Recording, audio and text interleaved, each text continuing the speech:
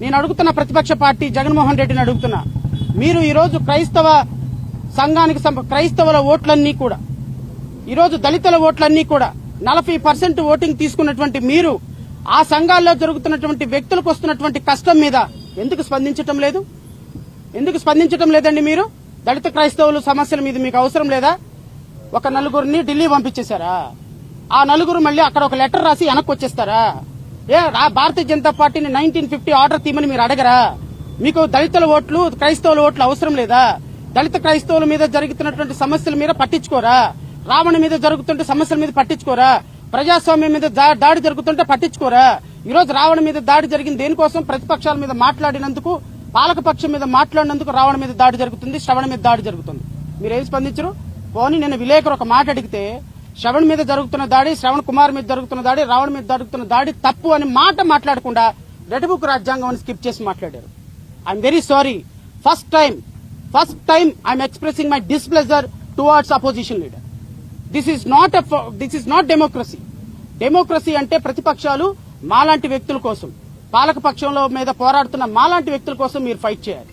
ఈ రోజు చంద్రబాబు నాయుడు, ఈ రోజు ప్రభుత్వంలో ఉన్నటువంటి వ్యక్తులు, ఈ రోజు రఘురామకృష్ణంరాజు, ఈ రోజు deputy chief minister Pawan Kalyan ఈ రోజు ప్రజాస్వామ్యాన్ని అనగదొక్కుతుంటే, ప్రజాస్వామ్యం కోసం పోరాడుతున్న జర్నలిస్టుల్ని ఈ రోజు కేవీఆర్ అక్కడ అరెస్ట్ అయిపోయినాడు, 14 రోజులు రిమాండ్. మీ జర్నలిస్ట్ సోదరుడు ఈ రోజు రావణ్ అరెస్ట్ అయ్యాడు. మళ్ళీ ఇప్పుడు మచిలీపట్నం పోలీసులు తీసుకెళ్లారు.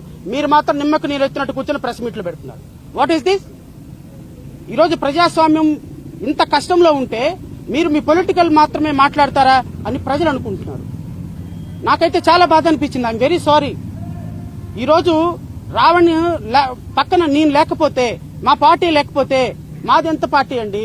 గట్టిగా 4 అడుగులు వేస్తే కూలబడిపోయే పార్టీ.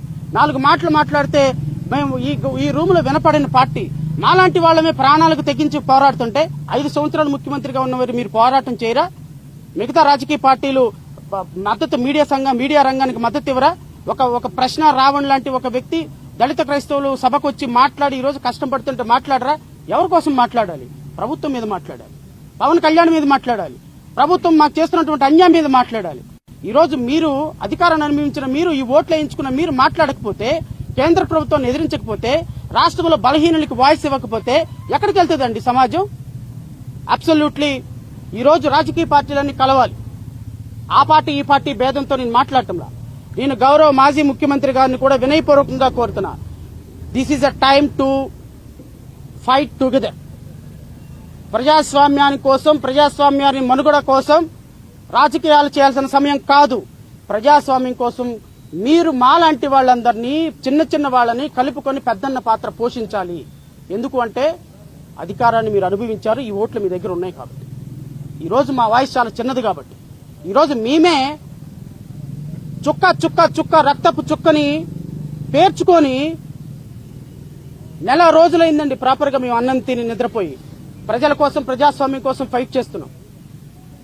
ఈ రోజు రాజకీయ పార్టీలకు ఉన్నటువంటి మీరు, ఈ రోజు రావణ్ చిన్న పిల్లండి, 8 సంవత్సరాల పాప, వాళ్ళ భార్య, తల్లిదండ్రులు, and what kind of treatment that people are giving? దాడి చేస్తారా? పవన్ కళ్యాణ్ గారు దాడి చేస్తారా? ఫిజికల్ గా దాడి చేస్తారా? 500 మంది కోడిగుట్లు రాడ్లతోటి దాడి చేస్తారా? ఇదా మీ డెమోక్రసీ? దీనికోసం మీకు హోమ్ మినిస్టర్ కావాలి? దీనికోసమా క్రిమినల్స్ ని కాళ్లకు కీళ్లు విరక్కొట్టేటువంటి గౌరవ ఉప ముఖ్యమంత్రి గారు మీ జన సైనికులు కోడిగుడ్లు, రాళ్లు, రప్పలతోటి ఈ రోజు దాడి చేశారు. వాళ్ళ కాళ్లు కీళ్లు విరక్కొడితే చూడాలని ఉంది సార్ మీకు. వాళ్ళకి యోగి ఆదిత్యనాథ్ ట్రీట్మెంట్ ఇస్తే చూడాలని ఉంది సార్. వాళ్ళకి మీద కేసులు కట్టి ఇదే పోలీస్ స్టేషన్ లో రిమాండ్ పెడితే చూడాలని ఉంది సార్. ప్రజాస్వామ్యం గురించి శుద్ధపసు కబుర్లు చెప్పే మీరు, డెమోక్రసీ గురించి పదం వద్దులే బాగాదు కబుర్లు చెప్పే మీరు, ఈ రోజు మీ జన సైనికులు చేసినటువంటి వికృత కార్యక్రమాలని, చర్యలని ఎలా ఖండిస్తారో నేను చూస్తాను. సనాతన ధర్మం అని ఒక డ్రెస్ వేసి వీడియోలో కూర్చొని పేపర్లు చదవటం కాదు సార్ అడ్మినిస్ట్రేషన్ అంటే. మీ కార్యకర్తలను నిలువరించండి. ఫిజికల్ గా దాడులు చేయటం అంటే చేతగాని తనం ఏం కాదది. ఎవరికి అధికారం ఉంటే 90 ఏళ్ల ముసలమ్మ కూడా అక్కడ కూర్చొని అధికారం చేయించగలదు. ఏదేమైనప్పటికీ సమయం ఎక్కువైంది కాబట్టి మిత్రులు నేను ఇబ్బంది పెట్టను. మీరందరూ ఇక్కడ ఇప్పటి వరకు ఉన్నందుకు మీ అందరికీ కూడా కృతజ్ఞతలు. రావణ్ విషయాన్ని ప్రపంచానికి తెలియజేస్తున్న మీడియా సోదరులకు కృతజ్ఞతలు. రావణ్కి ఈ రోజు బెయిల్ వచ్చింది. గౌరవ న్యాయమూర్తి గారు ప్రజాస్వామ్యం గెలిచినట్టుగా సుదీర్ఘమైనటువంటి వాదనలు విన్న తర్వాత ఈ రోజు తీర్పు చెప్పారు. మళ్ళీ ఇప్పుడు మచిలీపట్నం తీసుకెళ్లారు. నేను మళ్ళీ రేపు మచిలీపట్నం వెళ్తా. ఈ ప్రభుత్వం చేస్తున్నటువంటి దుర్మార్గ చర్యలని చివరి వరకు కడ వరకు ఎంతవరకు పోరాటం చేయాలో అంతవరకు పోరాటం చేద్దాం. దయచేసి ప్రభుత్వాన్ని కూడా నేను హెచ్చరిస్తున్నా, మీరు చేస్తుంది చాలా తప్పు. మీరు ఆ అబ్బాయి తప్పు చేస్తే కేసు కట్టండి, 40 నోటీస్ ఇవ్వండి, రేపు విచారణ చేయండి, శిక్ష వేయించండి. ఒకవేళ తప్పు చేసి ఉంటే ఇంటర్వ్యూ తీసుకుంటే తప్పు, మైక్ పెట్టుకుంటే తప్పు, మాట్లాడితే తప్పు అంటే మళ్ళీ పోలీస్ స్టేషన్కి తీసుకొస్తే ఒక సీఐ అంటాడంటండి జనసేన కార్యకర్తలతో, ఎందుకయ్యా ఇప్పుడు రేపు పొద్దున ఆయన వాయిదాలకు రాడా, అప్పుడు చూసుకోండి, ఇప్పుడు కొట్టడం ఎందుకు, ఇప్పుడు కొరకటం ఎందుకు, ఇప్పుడు నరకటం ఎందుకు, రేపు ఆయన వాయిదాలకు వస్తాడు కదా, ఎక్కడికి పోతాడు, పిఠాపురం రావాల్సిందే కదా, కాకినాడ రావాల్సిందే కదా, రావను ఎక్కడికి వెళ్తాడు అంట. ఓ సిఐ వాళ్ళ కార్యకర్తలకు అడ్వైజ్ చేస్తున్నటువంటి విధానం ఇది లా అండ్ ఆర్డర్ అయితే మీ లా అండ్ ఆర్డర్కి శతకోటి వందనాలు, మీ రఘురామకృష్ణరాజుకి శతకోటి వందనాలు, మీ ముఖ్యమంత్రి గారికి శతకోటి వందనాలు. చివరిగా మా లవ్లీ డార్లింగ్ రఘురామకృష్ణరాజు, మా రఘురామకృష్ణరాజు గారు రాజ్యాంగం గురించి చాలా అద్భుతమైనటువంటి ప్రసంగాలు చెప్తారు. రాజ్యాంగంలో ఎక్కడైనా డిప్యూటీ స్పీకర్ ప్యాకెట్ ఆడించమని ఉందా అండి? ఎక్కడైనా రాజ్యాంగంలో డిప్యూటీ స్పీకర్ గారు క్లబ్బులు నడపమని ఉందా అండి? రఘురామకృష్ణరాజు గారి కాన్స్టిట్యున్సీలో ఎవ్రీ మంత్ 20 లక్షల రూపాయలు లేకుండా every day I'm very sorry every day he's getting 20 lakhs income. ఏది పేకాట క్లబ్బులు నడిపి, ఎవరెవరి దగ్గర క్లబ్బులు నడుస్తున్నాయి, ఎవరెవరు ఆయనకి డబ్బులు ఇస్తున్నారు, ఎక్కడెక్కడ ఏ మండలాల్లో నడుస్తున్నాయి, ఏ మండలాల్లో రఘురామకృష్ణరాజుకు ఉన్నాయి, విత్ ఎవిడెన్స్ తో సహా very soon I'm going to reveal to the public. Very soon మీ కేసుల్లో ఇంప్లీడ్ అయితా.